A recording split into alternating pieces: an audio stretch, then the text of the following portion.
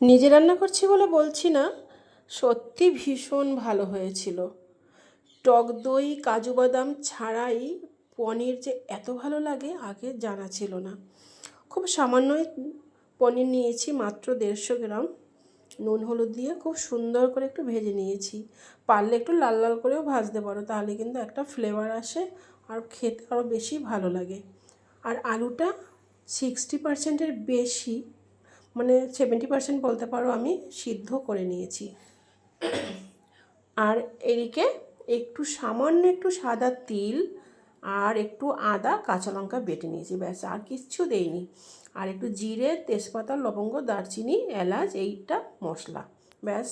সামান্য একটু লঙ্কার গুঁড়ো, একটু হলুদ গুঁড়ো, তেজপাতা, জিরে আর শুকনো লঙ্কা ফোড়ন দিয়ে এবার মশলাটা কষিয়ে ওই তোমার সাদা তিলটা বাটাটা ওটা দিয়ে একটু কষিয়ে নিয়ে নুন জল দিয়ে ব্যাস হয়ে গেল। এবার কষিয়ে নিয়ে যখন তেল ছাড়তে শুরু করবে তখন দিয়ে দেবো খুব অল্প জল। এবারে ভেজে রাখা পনির আর আলু দিয়ে একটু নাড়াচাড়া করে ফুটে উঠলেই আমার রান্না কিন্তু একদম কমপ্লিট। এটা একদম মানে ঘরে তেমন কিছু না থাকলেও চলবে।